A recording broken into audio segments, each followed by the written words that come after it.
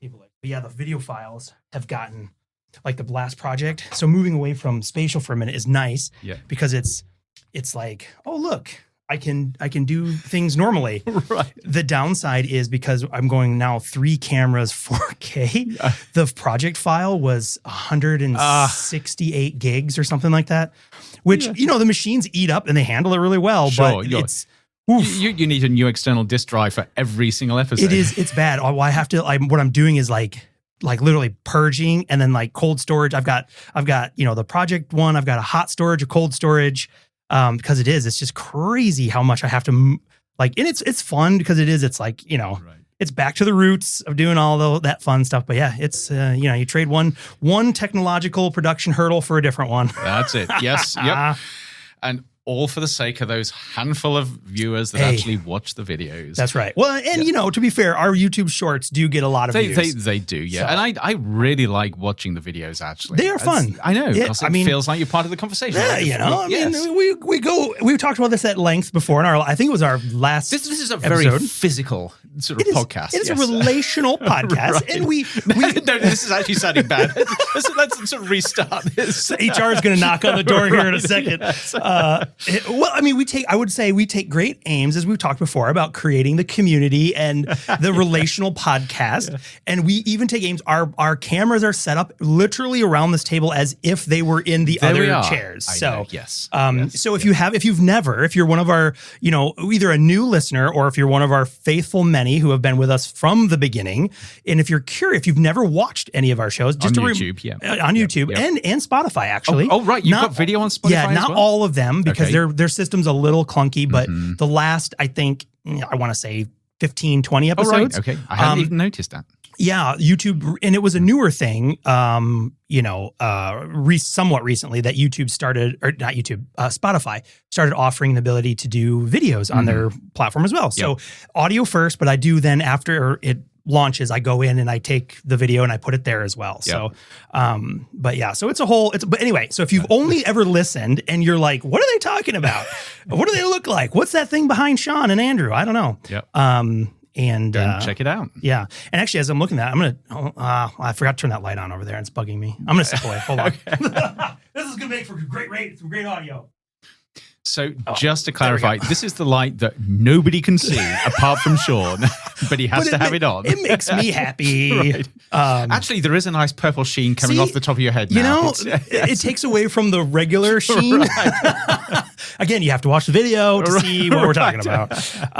But if you are, like I said, what's crazy to me was going back, a few months now, where YouTube suddenly became one of the hottest locations for people consuming podcasts.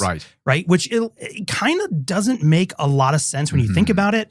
Because you're like, well, is everyone watching podcasts? Right. Well, and a lot of it is, one, there are, again, coming back to what we talked a little bit last time on our post anniversary 53rd, whatever, past the first year episode, is, there are lots of very high profile A-listers out there, celebrities who do these podcasts. I mean, people like Trevor Noah, right? Who used to run The Daily Show. He has a podcast, of course, and it is very highly produced.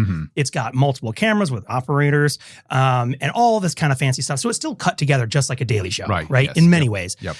So that you can see those types of podcasts they're TV. Right. Yes, TV with bigger microphones and bigger headphones and stuff like that.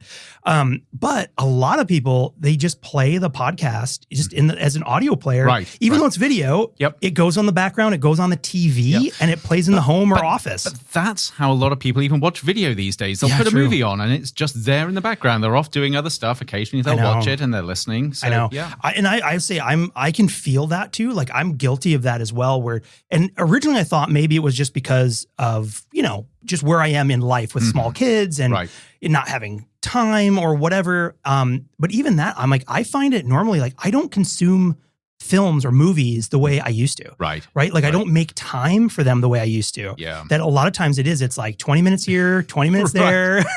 Or sometimes, you're like, oh, the attention economy, your attention is always being pulled off somewhere else. It is. And also because we've been, well, does anybody even use the term cord cutter anymore for like TV? So we've not had cable television. I haven't had cable television in, Oh, gee. I mean, more than 15 years. Right. Yes. Yeah. And no, I think it's so old that I don't think people do no use that one term. uses that term anymore. I want to get people to sort of email us if you still use cable, an actual cable coming out of the wall going into your TV. Right. Fire up your gas generator. Right. Write us an email from circa the technology from 1978. Right. But no, it's funny because I was just thinking about that. This concept of cord cutting, like no one, I think, and also the fact that we're now coming all the way full circle. Which, back then this thing was, why am I paying so much for my cable bill? I don't watch these channels. I just want to pay for the few channels I do watch. And then I remember I was a young man saying, yeah, but all they're going to do is then charge you a lot of money for all those other channels. And you're going to end up wishing there was, and here we are again going about 10 or 20 things you're subscribing to. And now here we are with subscription fatigue going, man, if only there was a way we could bundle all these things together again and for one price. Right. I'm like, and here we are. Yes. But I kind of lost what I was talking when the whole point of that. But watching things on YouTube, I was coming back to this idea is like, because we don't have like cable TV anymore, I don't usually have stuff on just in the background anymore. Yes. Yeah. It has to be somewhat intentional. Yeah. I mean, I remember growing up, like, when I lived in, like college and stuff like that, like TBS in the United States or like Turner Broadcast Station, I guess it was called. It would have like old sitcoms or movies or whatever. And you're like, it's just great. It's just great background. And now I'm like, because now, on the Apple TV or whatever, I have to go click and turn a thing. It's not just like, just learn on. But apparently people are filling that void with YouTube. There we are. So if you would like to fill your void of YouTube with Modem Futura, yes, we make damn good programming, but we also are a good background filler. There we are. You can learn and soak it in just in the background. Absolutely fantastic. I think we have. I brought a bunch of fun stuff. Okay, because I want to be gentle. Because just like the episode when we had Jamie on after he landed from his trip to Japan, I've got you back in the studio, just back from a long trip to Lisbon. From Lisbon, like it's less than a day. 12 hours. 12 hours. Actually, a little bit more than 12 hours, but not too much. So you're right in that sweet spot where I'm like, we might get some really good stuff out of it. I have no idea what I'm saying. I think I maybe have said this when Jamie was on that time, but I've often, with jet lag going back and forth, especially across like, in the US, like going from, the US to Europe or somewhere and back and forth. I used to describe this it's this weird feeling of jet lag where you would get to a certain level of it where it was like you could essentially like see sound and taste color. I know. Where you're just gets like really trippy. It gets really trippy. And you're just like, I don't really know what's real anymore or what's happening. And there's for a short period of time, that's somewhat, you can kind of enjoy that. But then also if it extends any longer than that period, suddenly you're like, this is bad. Yeah. So we'll try to keep it within the good part of that piece. Okay. So why don't we take a break and then we'll introduce the show formally and then we'll launch in because I've got a couple things we can talk about. And then as we do with the show, we'll see wherever it goes. Sounds good. Initializing waveform. Modulating signals for transmission. Exploring the possible, probable, and preferable futures. Welcome to Modem Futura.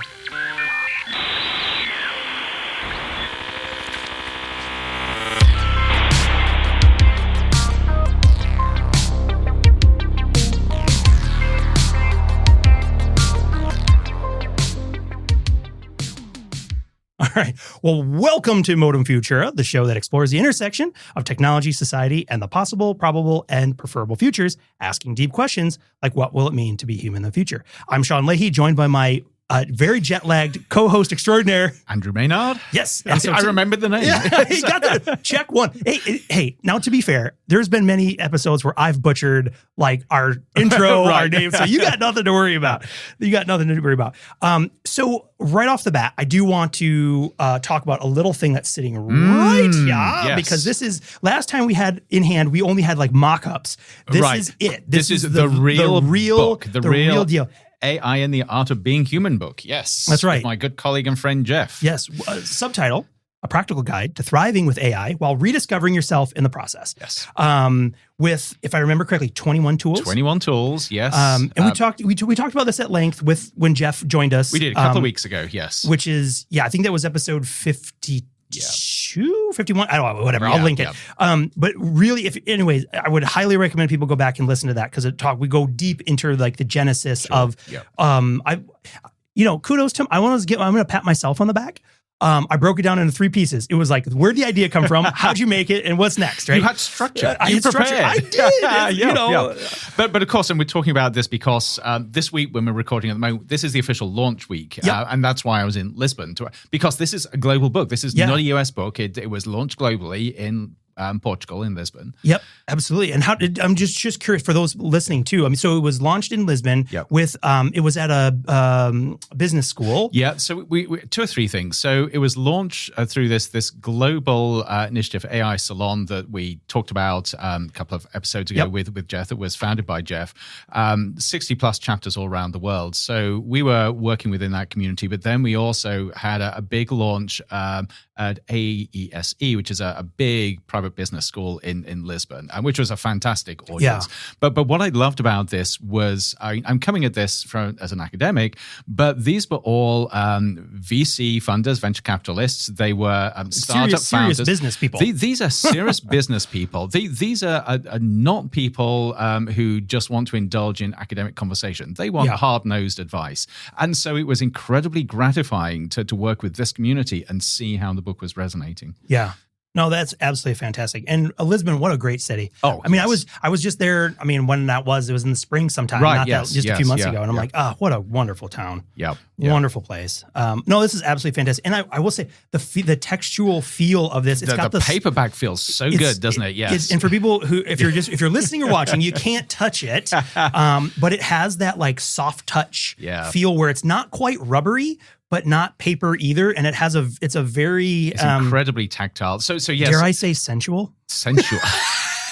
Oh my God, HR is going to come burst out the door. Right. I don't know what's happening right now. We're going to get. I'm just going to stop. We're getting in trouble.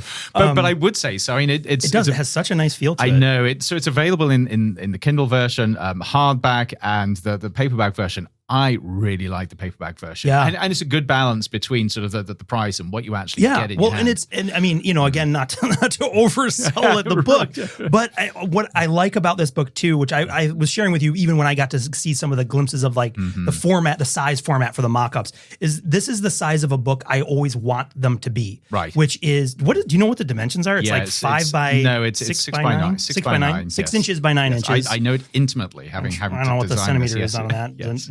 Divide by or multiply by 2.54, and there's your centimeters. Yeah.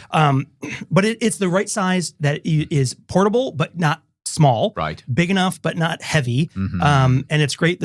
Also, great travel book because of its flexibility. Great for a backpack. I would say we have plans in the works for a pocket edition, which will it's going to be smaller than that. So truly able to put in your pocket. Wow. So same sort of feel to it, but again, sort of 4.25 inches by 7. So actually significantly smaller.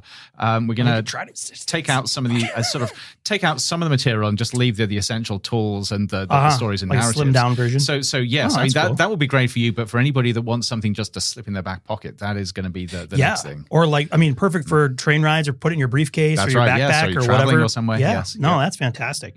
Fantastic. Well, congratulations again. Thank you. Yes. I mean, it was a huge deal when you guys were talking about it pre-launch, but also, and I know, you wouldn't go so far to say it too, but I mean, I know it's hitting like tops of charts in terms of like the business. Was it category as business and technology or business? We've got three categories on Amazon, whereas in the top 10 bestsellers at the moment, and I can't. One of them is sort of general sort of engineering and technology. Yeah. One is a business category. Yeah, it's been fantastic to watch, and just an absolute joy to see the success. Also, I'm hoping now, today not included because of the jet lag, but I'm hoping you can finally get some sleep. But it's been amazing. I think the book itself, again, the excitement that builds around it is not the fact that you guys wrote this book or how you wrote, even though those all are very interesting on their own right.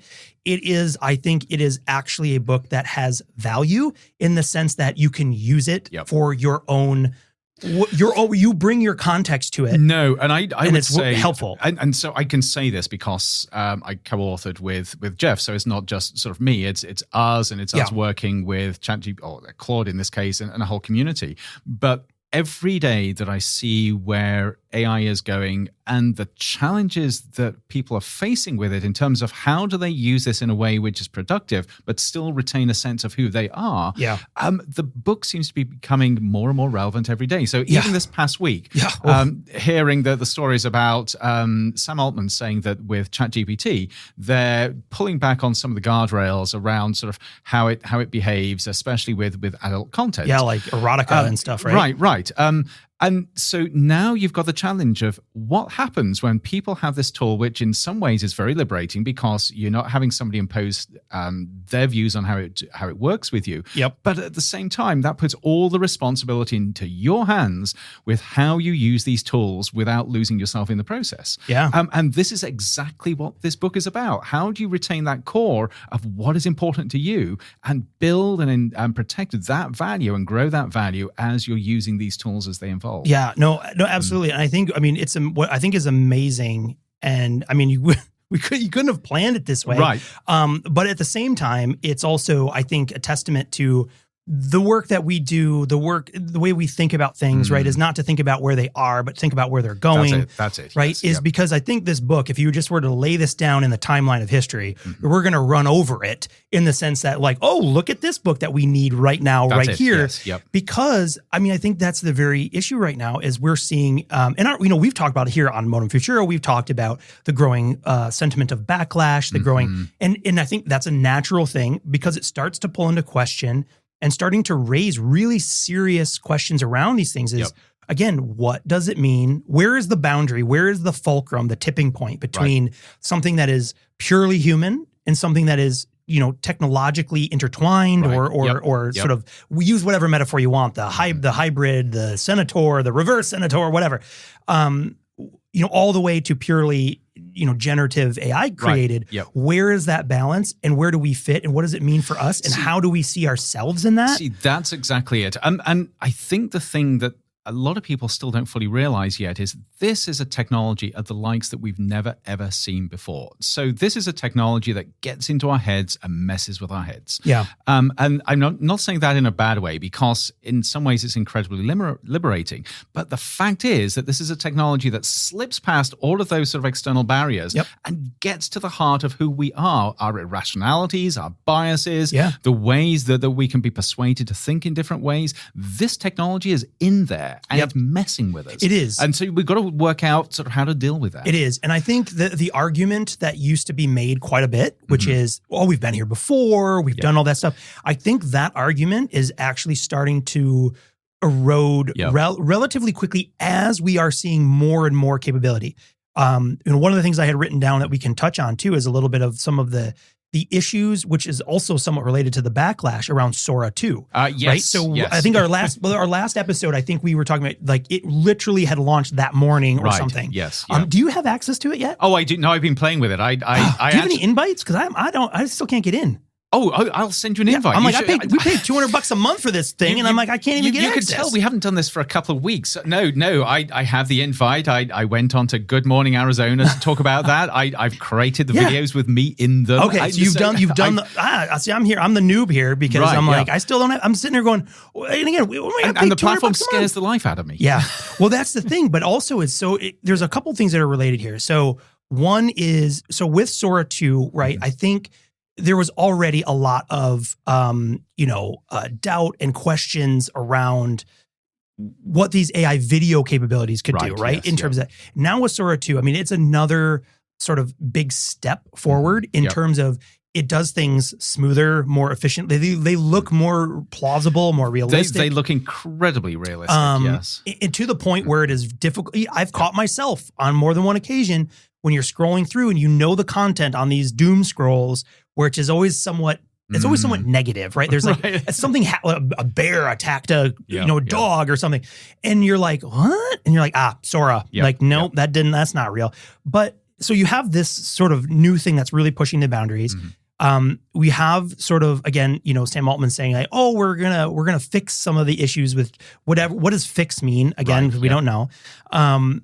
but then you have the growing backlash around, again, we've got the sloppers, the clankers, the work slop, the pod slop, which is a new one that again. Is that us? We are the shining light amongst a sea of pod slop. Authentic stuff, the truly human stuff. Right. We ought to actually have that badge, human inside. That's right. Human made. Yes. We're as weird and awkward as humans can get. But I think that is a new one, because also I'm seeing more and more of this, even just hitting, because I spend a lot of time kind of looking through the charts and seeing my finger is on the pulse in terms of the podcast world, and so much that people are pushing out on LinkedIn and all this kind of stuff. It's all pod-slop. These are all AI generated. Yep.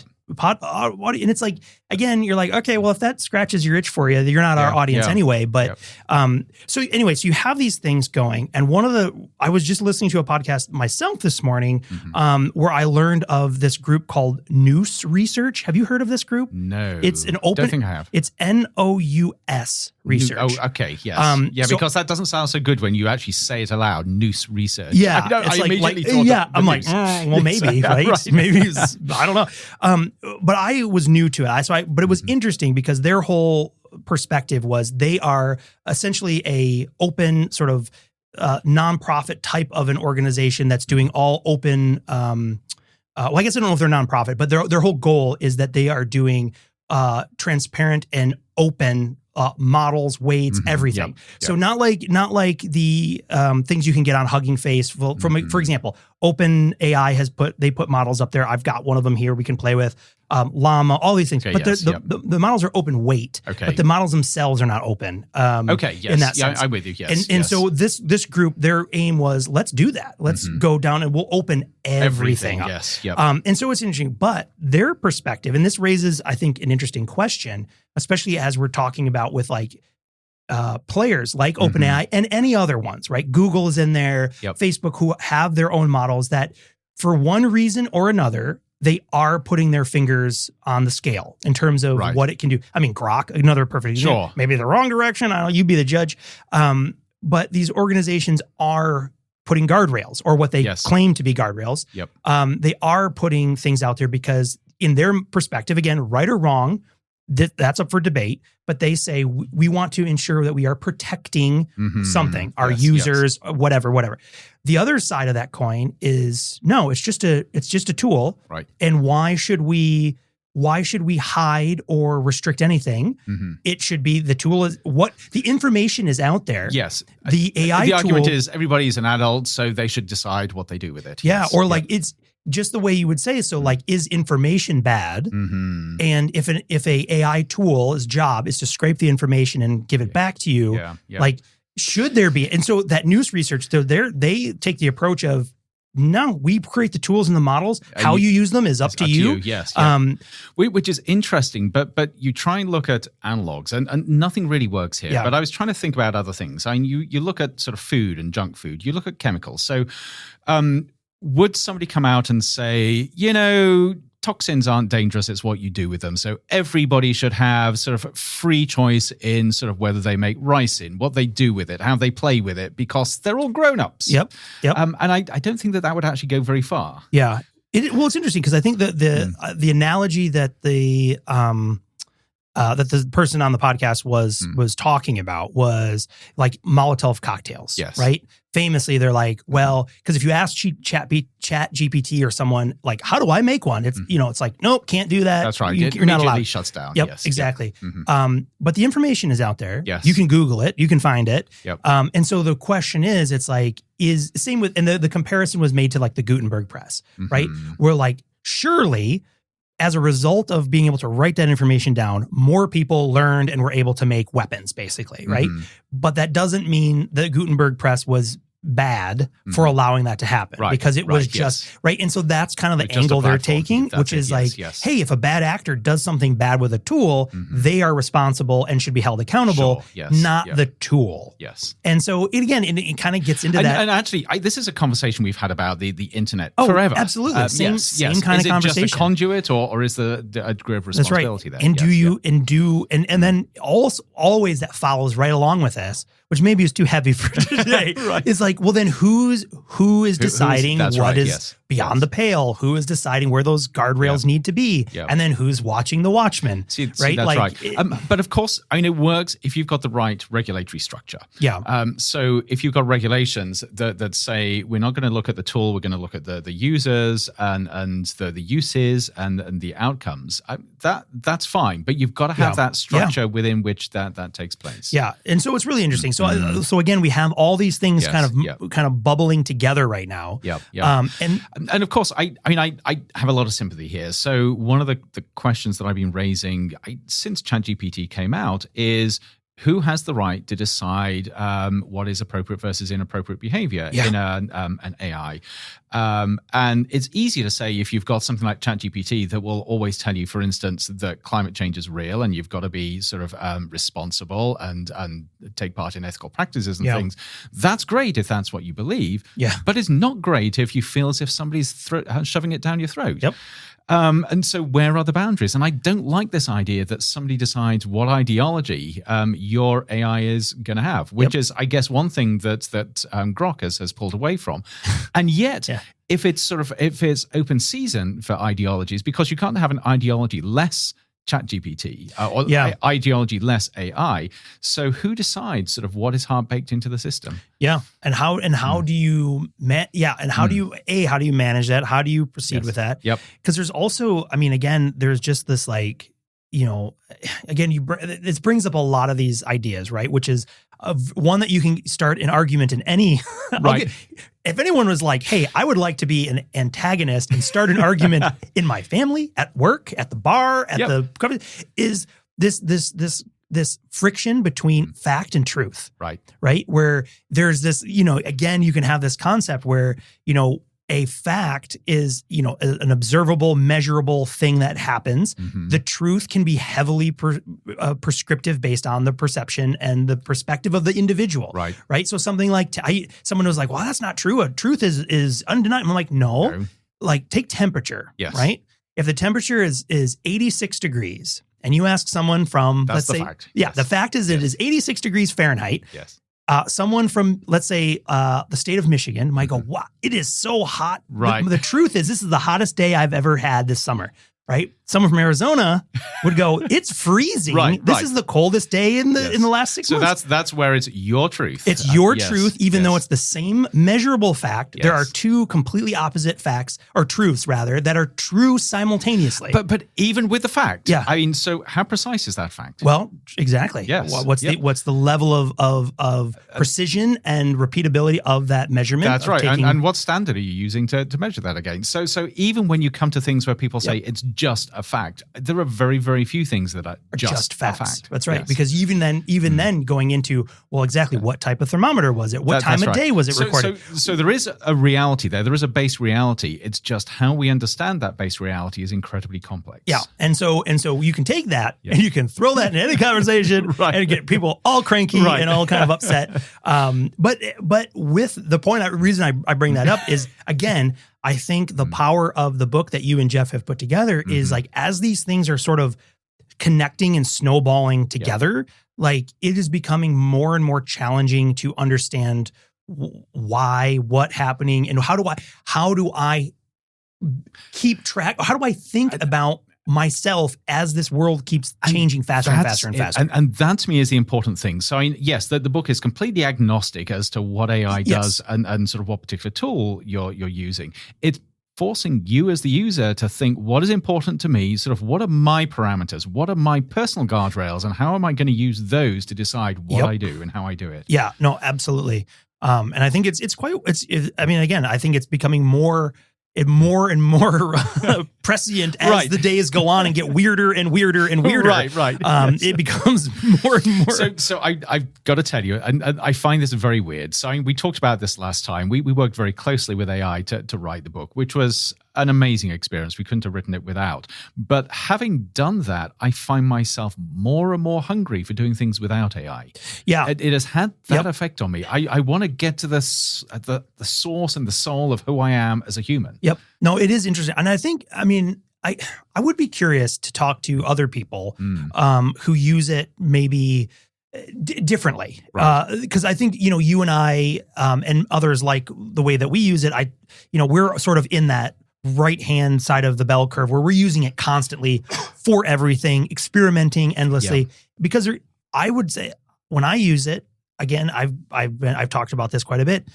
There's a lot of fatigue that for me, I feel a lot of fatigue, a cognitive fatigue that comes with using it because I find myself spending so much time being like, nope, that's not it. That's not what I want. That's not what I want. That's not what I asked for. That's not what I want. Yep. Do it this way, do it this way, do it this way, do it this way, versus just doing it myself. Right.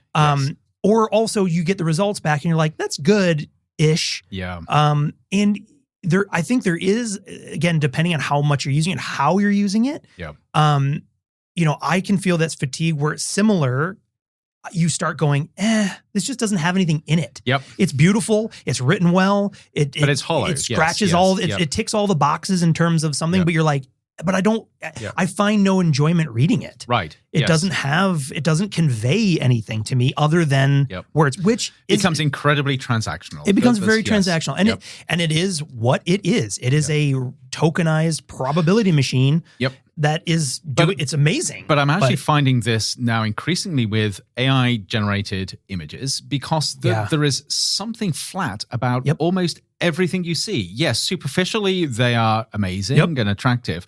But beyond that superficiality, they're just flat and there's a sameness to them that leaves me dull. It's an interesting thing. And I don't think we'll get it. We won't get into today. But I need to invite some of the co-authors because I wrote a paper with some colleagues around this idea of creativity and AI and where AI sits in the creative process, and where things are intrinsically human and not. And because I think, it's hard to identify, and it's sort of one of those things where when you look at images, as you mentioned, where you look at just endless slop that's coming out, there is a tell that's not a technical tell. Right. It's not a tell like, oh, they've got 12 fingers on one hand anymore. Or like, look at that. It didn't put legs on that person. It's an emptiness. Yes. Yep. And I experience the same way, especially as someone who, again, as a photographer and as someone who has consumed visual art and medium for so long, there is something dead about it's like looking at, some of that uncanny valley where, you can have these beautifully rendered like CG people, like video games are a great example. Yep. They all have dead eyes. Right. Yes. And it's sort of like the dead eye version of like the art where you look at it and you're like, it's cool. And some stuff you're like, oh, I could see that would be a cool background for something. But then you're like, but the whole thing as a whole, you're like, it's a little dead. Yeah. Yeah. And of course, to me, there's a place for that. I mean, there absolutely. have always been sort of artists or graphic artists, whatever, who produce stuff just for sort of putting out there. Yeah. And not all of it has to be sort of amazing art. Not at all. But it's when everything is just overwhelmed by this, where you just can't get away from it. Yep. And that's we've talked about this before with just, I don't want to hit it because I don't like the term the dead internet theory, but the overwhelming flood of synthetic media, right? So stuff created by Gen AI or whatever. And the problem that you have is because you become so almost like desensitized because it's everywhere. It's not. I mean, it's even frustrating. And I will. If you allow me a small rant, like haven't you been ranting already? Yes. This is the side rant. It's like the Russian nesting dolls. Like, we're just going to take this one off, and when you look inside, what's inside? There's another one. Another rant. This is a plea for people who use LinkedIn. Can we stop with the endless AI pictures of ourselves that are just, it's like, okay, we get it. You have access to these tools. Right. It's becoming a little much. Hold it. I've got to stop you there, Sean. Yeah. Because what do you do every week with Modem Futura? Hey, I use it. And I own it because that is once a week and it is part of the newsletter and it is the cartoon illustration of our. So that's our pass. Yeah. So I like I said, I use AI all the time, but it is once a week. It is used in the same place at the same time. And it's not like, look at me wearing my top hat and in cyberpunk space. I'm like, enough. Or the other thing that I can see now is I'm starting to be able to spot these a mile away are all the AI headshots. Interesting. So I haven't been photographs. looking for those. Yes. So these are people that I know. Yes. So I know what their face looks like. I know who they are. Yep. I know what their past photo profile capabilities were based on their social media. Right. And all of a sudden now I'm seeing them in these slightly not quite perfect, the headshot is perfect, but I'm like, that's not the dude. Yep. Like that clearly that was a picture uploaded to a platform that created an AI headshot. Right. And I'm like, again, if you want to do that, if you think that's great, fine. But I'm like, come on, can we stop with this already? Anyway. Yep. Okay, that rant is done. I couldn't help myself. If you disagree, you know where Sean's email is. That's right. Come at me, bro. I don't know. Again, if you want to use it, that's fine. I'm just getting tired of the slop is starting to wear. Yeah, is what I'm saying. It's starting to smell. It's like cheese or fish. You leave it out for too long and it's gone bad. Maybe it's just a phase. Maybe we'll get over it as a society. We will. I mean, the pendulum swings, right? So it'll come back the other way. But I do have to say, I'm going to keep bringing it back to the book because it is first launch week. That is why on the front cover, we intentionally decided not to use an AI-generated image. Yes. It was really important to me. And the other thing I love, I think I mentioned this before, but another reason to get a physical copy, because maybe it'll show up on the Kindle version, I guess, if you do it the same way. Yep. But the eye itself has the sort of like pixelated, although they're not pixels because they're round. Or I guess maybe if you go far enough, they are pixels. It is. They're big pixels. Yeah, large pixels. That it's a human eye. But the best part about it is as you get closer to it, it's very abstract. That's right. And as you move it farther, so while the camera's too far away for me to make it really But it snaps as you get further away. The further away you get it, because as those do, it comes in higher resolution to the eye. Yes. It's really clever. I really enjoy that too, because it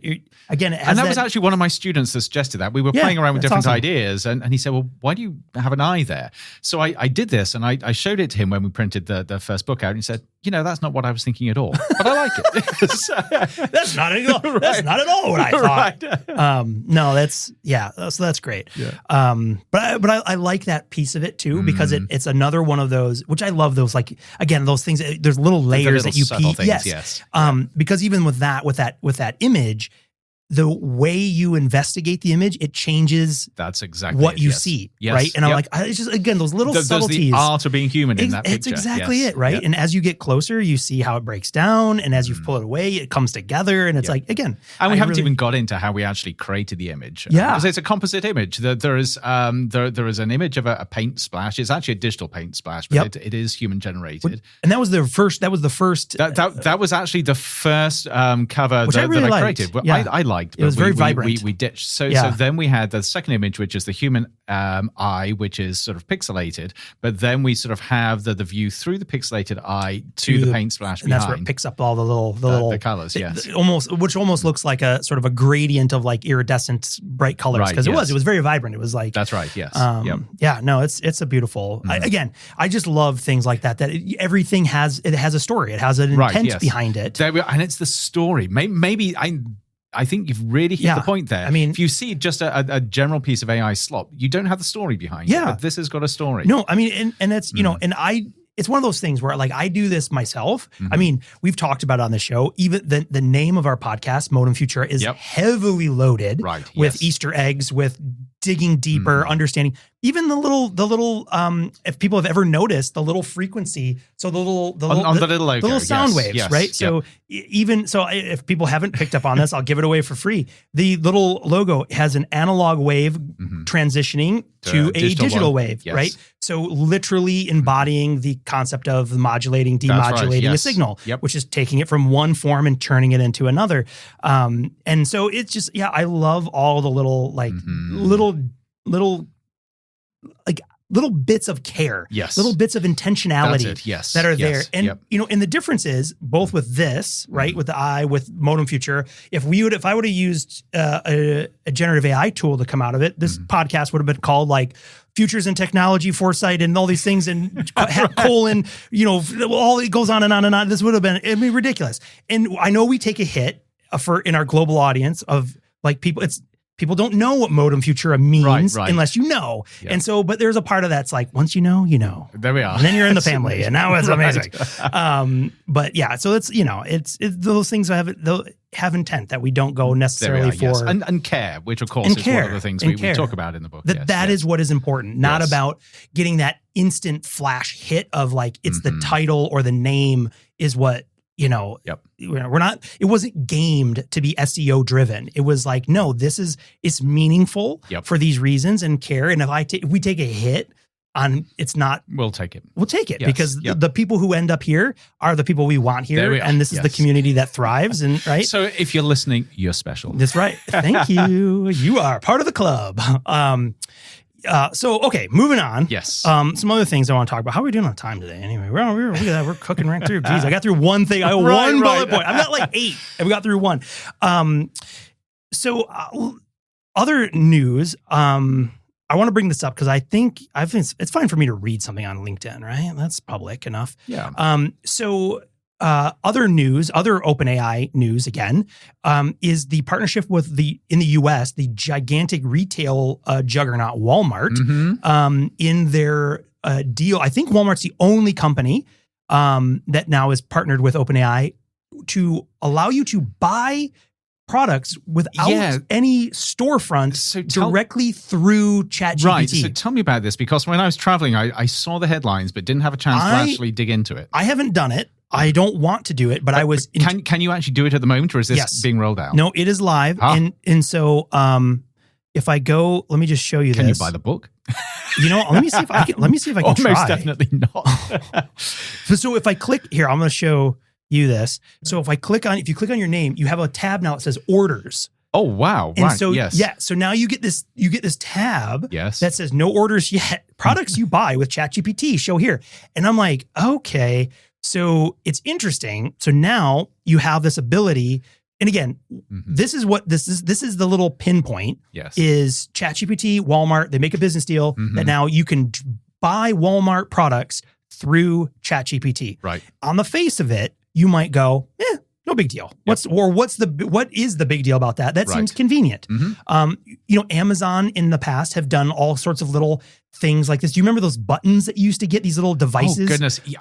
Right? Yeah. Do you remember put these? on your fridge and you press them. Or like in your bathroom, you're like, we need toilet paper. And you press the button. How long did that last? I think it's when you have the kid just go. I was going to say, this came off the rails because of all the young parents out there who had disposable income and small children in the house who end up with like 800 rolls of toilet paper because it was like next day, instant purchase. You're like, gee, what could go wrong? And we're like, but it's also that delay between the button pressing and the toilet roll turning up. So the little kid go pop, pop, pop, pop, nothing's happening. Boom, boom, boom, boom, boom. Yes. Next morning, a truck, a semi truck backs up to be like, we've got your toilet.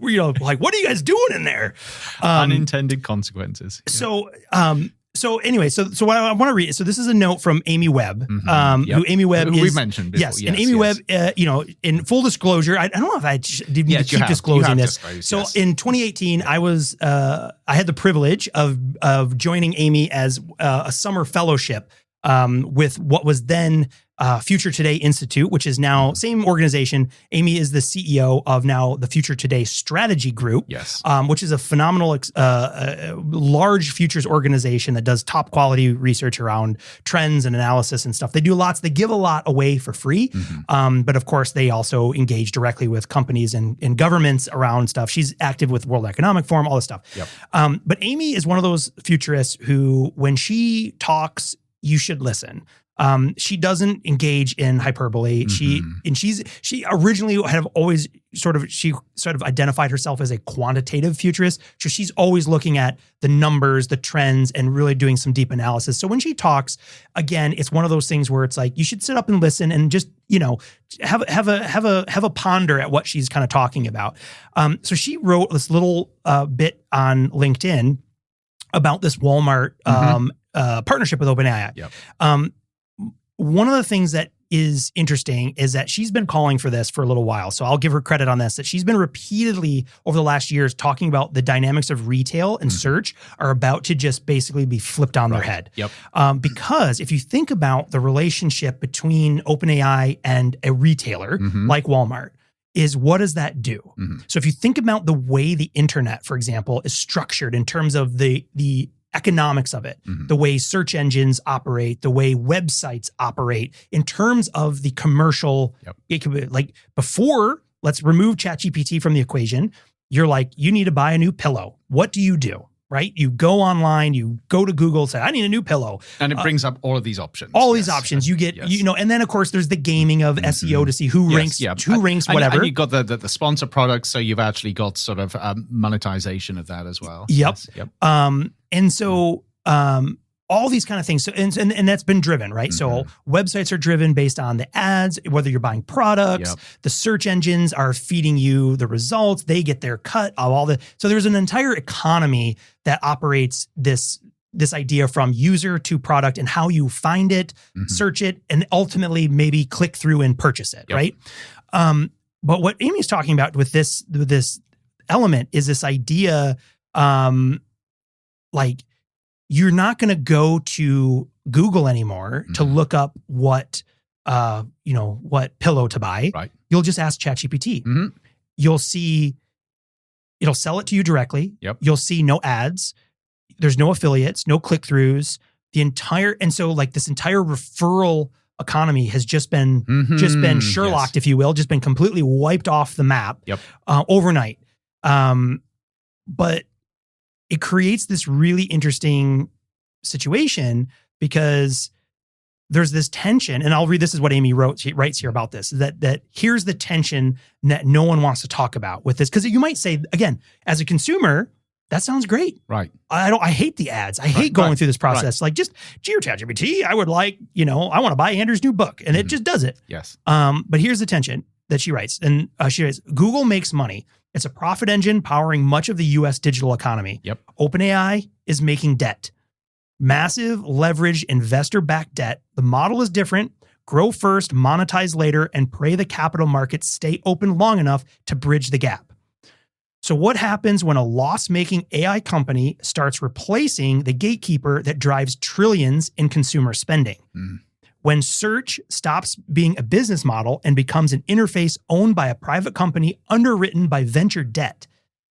That's not a small shift. It's a fundamental change in the financial plumbing of the internet. If the pipes of our economy shift from profit to promissory, we'd better be ready for what follows. As of right now, we're not. We're building the next era of commerce on borrowed money. And that, this, in her words, this makes me very, very nervous, and it should make you nervous too. And I think she hits it on the head because, again, this industry of these, Gen AI platforms for pay have never made $1 of profit. Right. They make lots. They burn money. They raise money. But it's all debt. Right. And we've talked, there's been other claims of this before, like we're on a bubble, this is going to burst, that the industry is built on stilts. But now what we're seeing is the potential for that to do this massive land grab of what has been a very traditional sort of economic engine or infrastructure, if you will, since the late 90s. And that could basically evaporate overnight. Sure. But so now actually you're worrying me because this touches onto two Welcome things. back. Lovely. Yeah. So you've got this question of the AI bubble, which we've touched on before, the question of whether we're sort of creating something that is so thin and so fragile that at some point it's going to burst or collapse. And I think there are growing indications from multiple different sort of perspectives that maybe what we're doing with AI isn't sustainable. So that's one thing. But when you couple that to the economy and say not only are we creating an AI bubble, but we're creating dependencies there, when that bubble collapses, that also sort of ripples through the economy, and that means people's lives and livelihoods. Yeah, and that's effectively what she's saying. Yes, and that's what really scary. So even going back, it was a couple of weeks ago. It was Jeff Bezos of all people, so the founder of Amazon. Someone was asking him at some venue about whether AI is a bubble. And he was basically like, but there's two kinds of bubbles. There's the bad kind, like a financial bubble, which we saw with like the 2008 in the US, in the United States, the housing bubble and all this stuff. And he's like, and then there are good bubbles, good meaning they have long lasting positive impact for, the economy or the nation or whatever. And those are infrastructure bubbles, which we've seen time with the rail in the United States. Sure, so we've had famously the railroad bubble, the .com era bubble, which of course the industry, the things that built them, poof, went away. Right, but they leave something that somebody else can build. They left the infrastructure. They left. They literally left the tracks, the railroad. They literally left the dark fiber that was laid in the ground. Right. So as a society, we benefited greatly from that bubble in the long run. Yep. Financial, not so, right? But what scares me about this situation, and again, it's this capitalization of the hype of what used to be a traditional sort of solid economic element mixing in with one that is completely built on hopes and dreams. Right. So you're mixing this idea of an infrastructure. So with the AI, the argument of the infrastructure bubble is whether or not OpenAI, Claude, or Anthropic, any of these companies live past the collapse, doesn't matter. Right. What they're building is the infrastructure, the know-how, how we build these things. So whatever comes later, there'll be a long-term benefit. Sure, yes. But if those, as you were saying, if those are now mixing the financial, bringing in this financial bubble nested with it, and one of them bursts, will it take the other one down with it?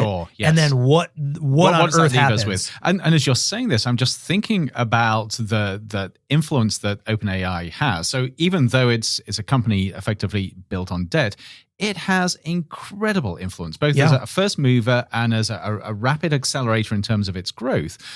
So you've got to wonder whether the sphere of influence and potential impact is greater than we've seen before with previous companies. Because effectively, and it's not really a monopoly, but in terms of having a monopoly on potential impacts, it is very significant. Yeah. And even coming back to this other idea, right, of like, an open system versus a closed system, right, is like, okay, so you have a retailer in here. What is, again, how many different ways will you be influenced by your chatbot? Right. Yeah, that's trying to, because, I mean, this, to me, one of the things that this feels. This is a closed market. So you've got sort of OpenAI with their sort of their tailoring, their fine tuning, and Walmart. Nothing else. They exclude everything else. Exactly. And now, or whatever, or whoever is willing to pay the partner fee, right? Is I'm like, to me, it feels very dirty because it's like these systems are in some ways a black box in terms of, how do you get the tokens you get until there's a pressure valve being leveraged by an organization to be like, well, you know what? You talk a lot about pillows. You should really buy this one because this one's really nice. Right. That's it. And you can argue, right? Even now, if you search Google for a product, you could argue like, are you seeing any, there's always that argument hasn't gone away. Getting incredibly dystopian. We've had this argument for a long time that these algorithms begin to sort of get to know your preferences and can give you sort of suggestions. But let's be honest, these algorithms have been incredibly crude so far, along the lines of if you buy a new refrigerator, for the next 6 months, you'll be getting adverts for the same refrigerator. The same one you just bought. Because you obviously need more than one fridge. Or they just know it's garbage and it's going to die on you. Maybe, yes. 6 months. So they haven't been sophisticated. But now when you put that sort of capability into ChatGPT with memory turned on, so this system gets to know you and your preferences intimately, you have the ability of an AI to subtly sort of push ideas your way that we've never, ever had before in an interface in a technology. Yep. And and I don't like that. I want for me, what this also raises and again, I'm watching it closely and we'll see how this goes. But what I would like to see from OpenAI as this partnership matures and it becomes more salient on how you use it. Cause I'm looking at, I don't see a direct way. I haven't tried to order anything.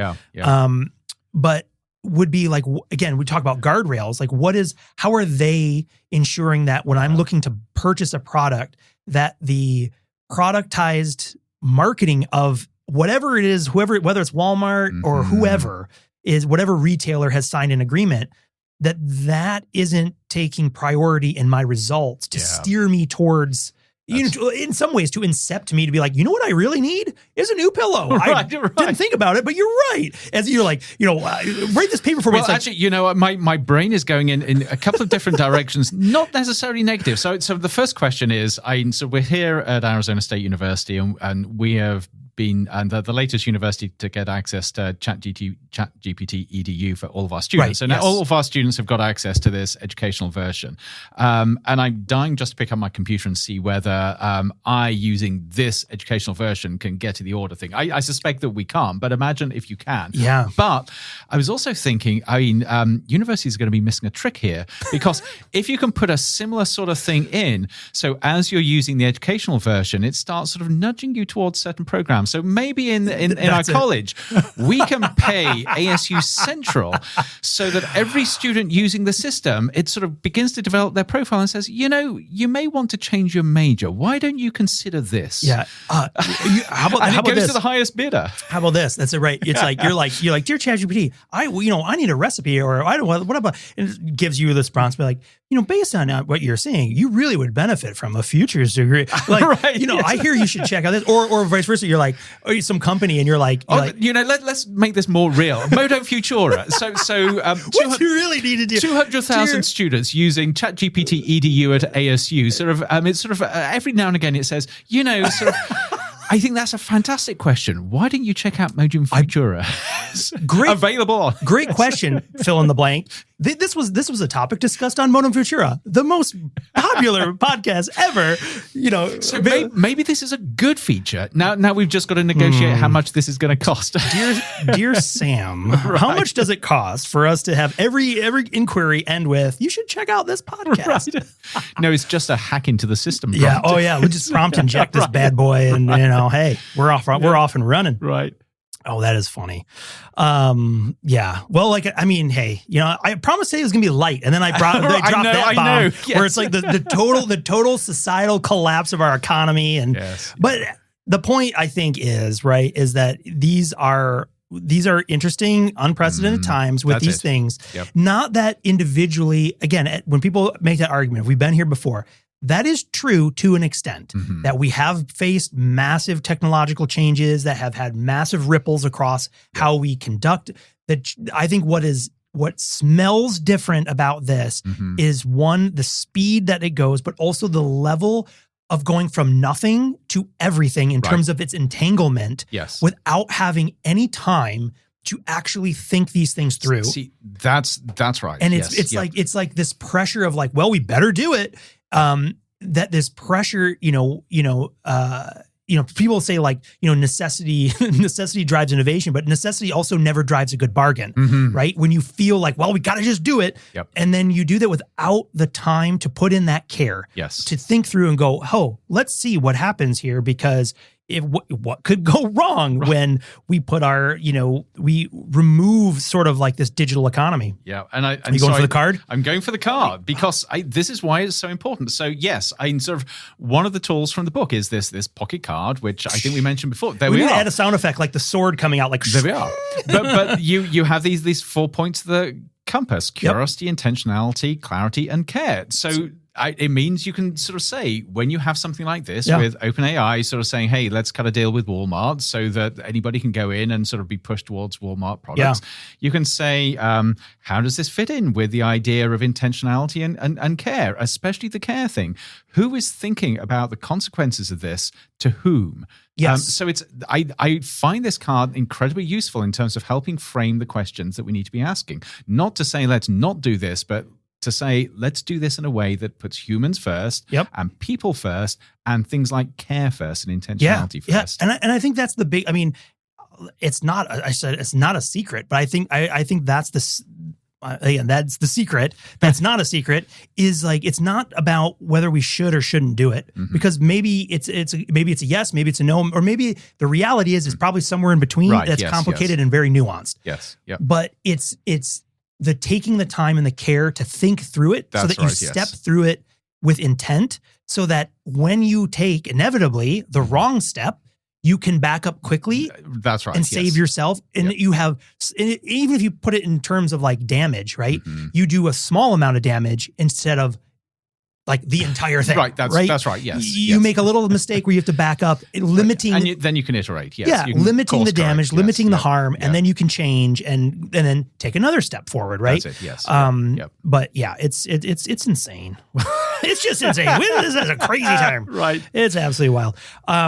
So I did also, at some point, we should talk about the Pew Research. We should. This just come out. But just come out. Maybe we can save that for next time. We should. No, because I'm dying to talk about that because it was quite revealing.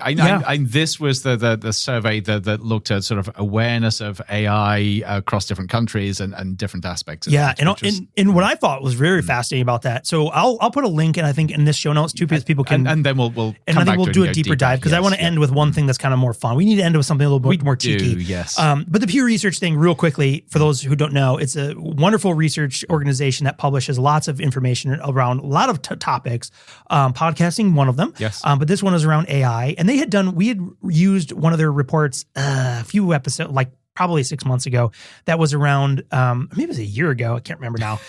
Time just blurs, but around, it was AI experts versus non-AI experts. And no surprise, all the AI experts were like, it's amazing. It's going to be, and everyone else was like, huh? Right. But this one, what I thought was really fascinating is I think it spanned 25 different countries, and it was asking about the perception of whether they think AI is basically good or bad. Yep. And it's not. It's very revealing. Are we going to sort of save that reveal until next time? Reveal. Because it surprised me as well. Yeah. So we'll leave that ... Okay. All right. So I promised a lighter one. All right. It's kind of like, okay, bro, freshen up here. Yes. All right. What I thought would be fun is a return to Futures Improv. Oh no! This time, if people remember from our last episode, the answer is you can buy it at Walmart. That's right. Yeah, that's right. If you remember for our last episode, I had asked ChatGPT for our anniversary thing, and it created this dumb little game that actually turned out to be kind of fun. Right. And so today I did this. This is pure slop. Okay. I said that was really fun. Can we have more? And it said, oh, absolutely. And then of course it went on that same tree of like, would you like this? Yes, I would. So one thing it asked was, would you like a jingle, like the script for it? Right. And then it's like, so it has this stuff. So I'm gonna read. Okay. I'm going to try to do my best. It is telling me how to behave. So it's giving me notes and everything. So this is a proper script. It says voice, energetic, warm, slightly tongue-in-cheek. All right, so I'm going to do my best here. So we're now going to enter the Futures Improv to end our episode. Welcome to Futures Improv, the part of the show where we boot up our imagination, log into the improbable, and improvise our way through the futures that might be just waiting around the corner. I like that. And it does have like these notes, add sound effect, dial tone. And I'm like, we'll see how much energy I have in post. I may just do that. Right. So we'll see. Yeah. All right. So we have, I'm going to give you a couple categories to choose from, and then I'll pick. So we have just wild scenarios. Mm-hmm. We have AI and creativity co-authoring the muse. Okay. And biofutures, we the engineered. Pick a category. Okay, let's go for biofutures. Biofutures. Okay, let's see. What's a good one? Okay. Here we go. Okay. This one is called, we have another category I didn't even notice. Planetary and cosmic futures, beyond the pale blue dot. So let's stick with the bio. Okay, yes. Bio. So this one's called the longevity. So the shtick here is I throw out this really weird, these are all AI generated scenarios, and then Andrew and I can kind of just hot take it for a moment or two. Yep. Okay, this one's called the longevity gap. Anti-aging therapy works, but only if you can afford the subscription model. So hot take, how long before immortality becomes the new inequality? Okay, well, so this one's pretty well tried and true, right? I've talked about this a lot in my classes and in different areas, but actually it's the subscription model that gets me here. Hey, and I love that. So this makes it feel both very real and very scary. So it's not a one-off. You spend sort of $100,000 and you get the injection and you live to a 200. No, it's you pay the $10,000, $100,000 a year, and when you stop paying, that's the end. That's right. It. It's like, we went from this is concierge medicine on steroids. The thing that makes me laugh is I'm like, this is not a bridge too far when you think about it's like the subscription model to turn on the heated seats in your car, and now it's like, wait, you can live forever as long as you can keep forking over that $10,000 a month. Isn't that wild? But it's like you can see. But no, actually, the more I think about this, so we're already there. So I'm thinking about the GLP-1 agonist drugs. So the drugs that were really developed to deal with diabetes and incredible at helping your body sort of manage sort of blood sugar. It turned out to have all kinds of other crazy applications, right? So now you've got to the point where people are desperately trying to use them off-label for all sorts of things, including folks in Silicon Valley who are microdosing and whatever with them. But the thing is, you can't get these paid for by your health insurance. So people are now paying the, $1,000 a month or whatever to get them. So effectively, you've got a subscription model for all sorts of health conditions. You pay per month, you get your injections, and you're okay. If you can't pay, you stop, you're not. And I'm not sure that anybody has seriously looked at the longevity side of these, but certainly these are drugs that increase the sort of healthy lifespan of different sort of body systems, including sort of your neurological behavior. So they've been shown to potentially sort of put off when dementia happens. So now you've got the subscription model. Don't want dementia? Pay $1,000 a month. As soon as you stop paying, that's when the risks begin to kick in. I mean, you could even argue. I mean, if you again, we're gonna touch on this and go back up. But you could make the argument that not only does this already exist, that is exactly the issue with healthcare inequality generally. Is like if you've got healthcare and you can afford to pay it, you live longer than if you don't. That's right. Yes. So it's sort of like, But it's when you get to the point where somebody can live sort of 100, 200, 500 years by paying it. I wonder what the so you can see the tiered premium. Sort of we will guarantee you living to 120 if you pay $1,000 a month, full refund if you don't. But if you want the gold tier, give us $50,000 a month, and we will guarantee you to 150. And there's people. I mean, again, the number of people who have done like the cryogenic stuff, right? Like, there's somebody in Arizona, right? There's a couple here. I think that have, there's a company just up the road. Yeah, that has heads in jars or whatever it is. Or some kind of frozen. And they're liquid nitrogen vats, but yes, they do have them there. Yeah. It's a little creepy. As I say that, you're like, it kind of brings it home. You're like, okay, well, okay. And I'm thinking about what's the guy's name? Ray Kurzweil. Yes. Right. So famously, he's the singularity guy who he was talking on a podcast recently, and he was he was opening up about the number of pills he takes, and it was like, I mean. Like, I want to say it was like 60 or something like in the multiple tens of pills a day. And I'm like, I take like 3 vitamins a day and I can barely stomach that. So you realize what happens with these current treatments. It freezes you at about 98. So whether you start at sort of 30 or 50 or whatever, you're going to look like a 98-year-old for the next 100 years. It's like the Futurama model. Like, just take the head, put it in a jar, and the head just keeps on living. The rest of it goes away. Right. Oh, yeah. Okay. All right. Here's subscription model. All right. I'm going to pull one out here. This is one out of Creativity one entitled Prompt Jockeys. In the year, and this is near term, in the year 2033, prompt jockeys replace DJs in clubs, live mixing generative visuals, music, and vibes through neural interfaces. Hot take. Are they the new rock stars or just riding the algorithmic wave? Oh. I'm like, isn't this happening already? You have live, you can do, I've been to shows where someone remotely is live mixing a show somewhere with like crazy computer visuals and stuff like that anyway. But see, this is not my scene at all. So I really don't understand a thing about it. But my sense has always been that the DJ is a very, very human sort of center to this. It is their art of how exactly they mix things and when they mix things and how they get the vibe of the room. Now, you could imagine an AI could do that, but would it be the same? Even if it felt or superficially looked the same, would it be the same? I don't know. I don't know, right? I mean, I think that's the part of this. This would be kind of fun this would be something someone could actually do an experiment on, right? Yes, to actually like, you could literally have a placebo group and you could literally try this. But because that's exactly it. So, things that machine learning does well, even your Apple Music, Spotify, I think Spotify does it. Apple Music has a feature already that you can do, like, I forget exactly what they call the feature. It's like DJ mix. And it basically matches beats per minute and transitions seamlessly from one song to the next. That is a technical thing you can do. Sure. Machines can do that. You can also instruct them to do things like ramp up, like follow a curve of some kind of, like, take something. Because if you look at like a DJ show from a cold, let's analyze it.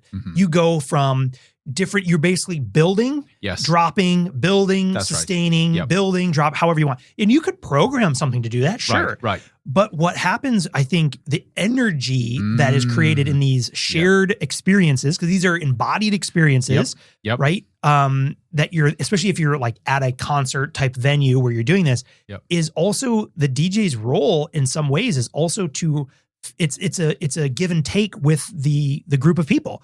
So they feel the energy, they decide in the moment, they may have a plan of what they're doing or a set that they're doing, but like they are also reacting to the crowd. So I'm gonna propose a hybrid version of this, which I actually think is really intriguing. So now imagine a club where everybody in the club has a neural transmitter, so a little transcranial thing that sits on the outside of your skull. You just sort of like an earpiece, effectively. So it actually monitors brain signals, so it gets a sense of your sort of your mental state, the sense of energy, sort of your sense of excitement. And if you've got a room of 200, 500 people, it amalgamates all of those signals, puts them into an AI, and provides the DJ with a signal as to what is the mood, what is the feel of the room, with subtle layers behind what they can just get by just feeling the vibe. So then that gives them an additional set of signals to decide how they're going to go next. I think that would be really cool. And now imagine that they're working sort of hand in glove with an AI that begins to sort of suggest sort of a palette of things that they could do. So now they're beginning to sort of work back and forth with the AI to create the sort of atmosphere, and they get real-time feedback. They know within a second or so as they do something, whether it's pushing the energy up or pulling it down or where it's taking it. And that's, I mean, it does, you know, it uses for this scenario, it uses 2033, which I think is somewhat reasonable. Also because, I mean, have you ever seen a silent disco? Yes. Okay. So they're weird, but they're cool. Right. So for people who don't know, a silent disco is instead of going into an auditorium where they're blasting the music, you get a set of headphones. And sometimes you can have more than one that's right. DJ playing. So during COVID, I was desperate to try and do this with our students. I could find no way. So nobody was interested in creating the infrastructure necessary to do it. First it one would have I been ever, amazing. randomly, the first one I've ever been to was in Galway, Ireland, of all places. But yeah, so you get a set of headphones that are tuned to a frequency that you, the user, if you have multiple like DJs, let's say, you can flip a switch and you can switch between which one. So in reality, it's quiet.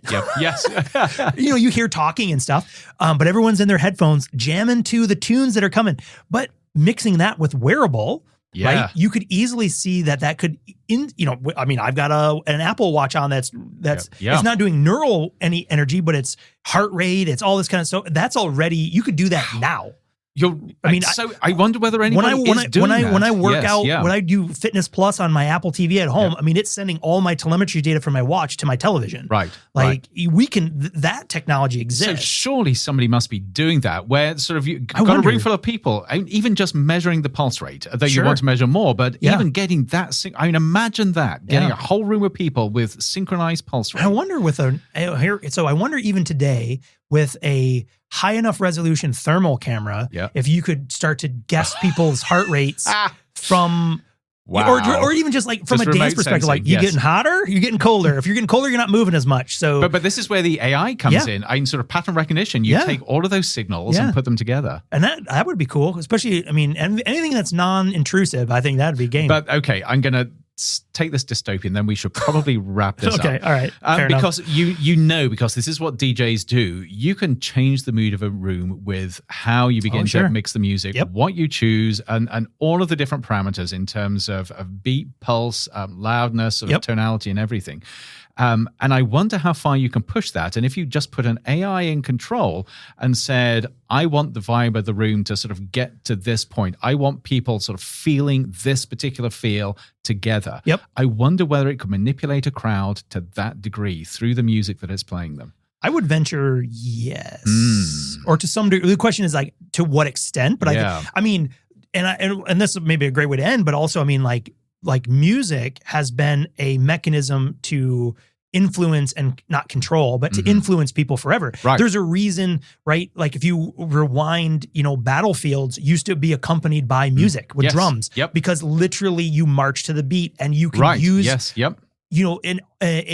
an audible signal as humans, we respond, even if you don't realize it, you are responding. You Yes, respond very sort of lizard brain-esque. You respond to rhythm. You respond to beats per minute. You respond to the audible energy that you are surrounded in.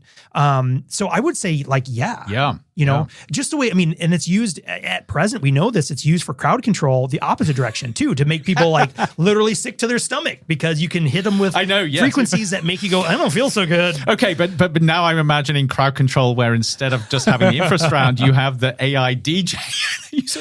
Within 2 minutes, you've got them all from protesting to dancing in the street. That's right. Yeah, exactly. I mean, it's the Pied Piper effect. It is the AI Pied Piper effect. Oh my gosh, which comes full circle to Silicon Valley, the TV show, which is a highly recommend watch. There we are. Oh, because they're a hypothetical company called Pied Piper. But I think that's exactly it. And I can't help but think of like the parody of this is someone's jamming around and hits the slider and all of a sudden everyone starts throwing up. Right. accidental barfarama. Oops, let me dial that back down. And everyone's going, what just happened? Yeah. We should probably wrap this up. I think that's enough for today. Yeah. No, this has been, again, I just absolutely love it. I love the Promised Light podcast episode went dark and deep with the total societal collapse. I hope we rebounded with some of our future. Oh, wait, I was supposed to read. Hold on. I've got one more bit I have to do here. Oh. So pretend we're still in our little game show. Yes. It has an outro I'm supposed to read. All right. So we haven't stopped yet. Okay. That was Futures Improv, proof that sometimes the best way to explore the future is to make it up as we go. Which is what we do every week anyway.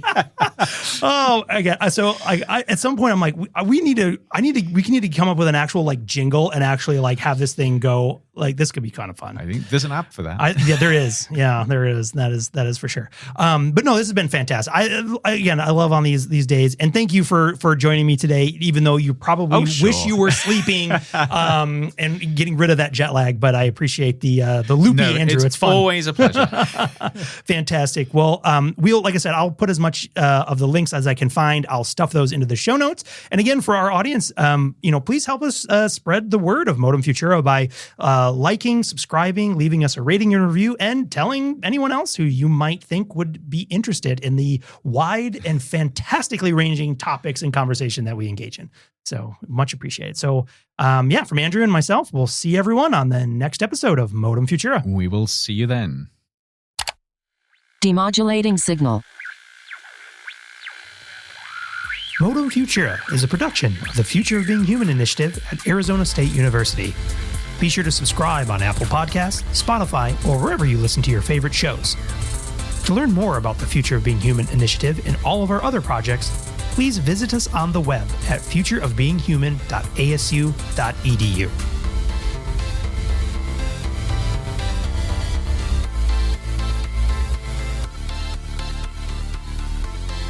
End transmission.